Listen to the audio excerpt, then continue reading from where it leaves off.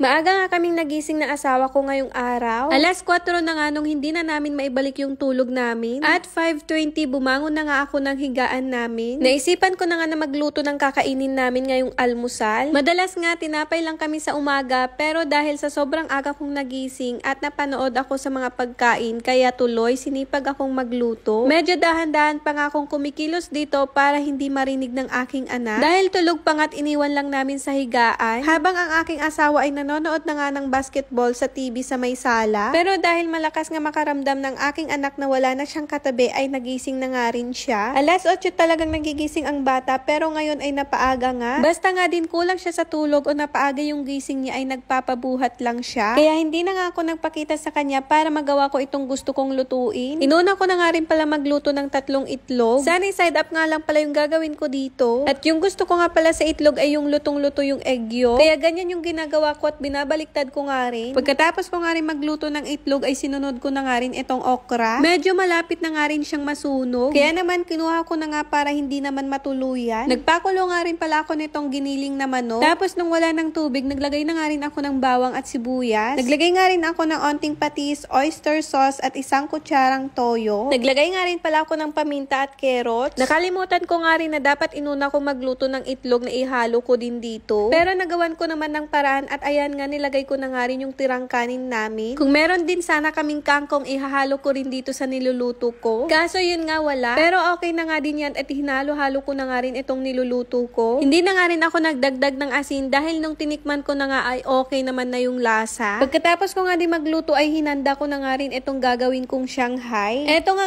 gagawin kong Shanghai ay mas madami pa yung carrots, bawang at sibuyas kesa nga sa giniling na manok. Naglagay nga rin pala ako ng 1 itlog at 1 kutsarang cornstarch. Tapos sinalo-halo ko lang. Nakalimutan ko pa nga kung ano talaga yung mga nilalagay ko dito. Kaya bahala na nga kung anong magiging lasa kapag niluto ko na yung Shanghai. Bali nga nilagay ko na muna sa ref at kumain na muna kami. Memeryendahin na nga lang siguro namin yun pag sinipag akong magluto ng hapon. Ganito nga rin pala kami kumakain kapag kasama si Zane Ivan. Medyo makalat lang at magulo nga lang talaga siya. Pero wala kaming magagawa kundi linisin na lang namin pagkatapos namin kumain. 1-year-old pa lang naman kasi siya at magtutupa nga lang sa July. Tsaka ganyan naman talaga ang mga bata. Minsan nilalaro nga nila yung pagkain nila. Lalo na nga kapag ayaw na nilang kumain. At eto nga pala yung ganap namin kahapon. Pagkagising nga ng asawa ko ay naya ko na nga siya na maglakad-lakad kami sa tabing dagat. At dahil nga Biyernes din to, madami ding tao. Nakakatuwa nga itong si Zane Ivan dahil excited siyang bumaba. Tapos nung natapakan niya na nga yung buhangin, ayan hinihilan na nga niya yung daddy niya. Ayaw nga niya madumihan yung kanyang paa. At hindi nga rin siya makalipat-lipat ng pwesto niya. Tinitignan niya lang talaga yung alon ng dagat. Lumapit na nga din kami para magpakabasa ng paa. Kaso itong anak ko nga ay ayaw pang magpababa. At ang gusto nga lang ay magpabuhat. Ngayon niya lang din kasi maranasan itong magpunta kami ng dagat. At nung binaba na nga siya ay natakot na nga ang bata at gusto na nga ulit magpabuhat. Nakakatuwa nga rin yung reaksyon niya dito at unti-unti na nga rin niyang nagugustuhan yung tubig dagat.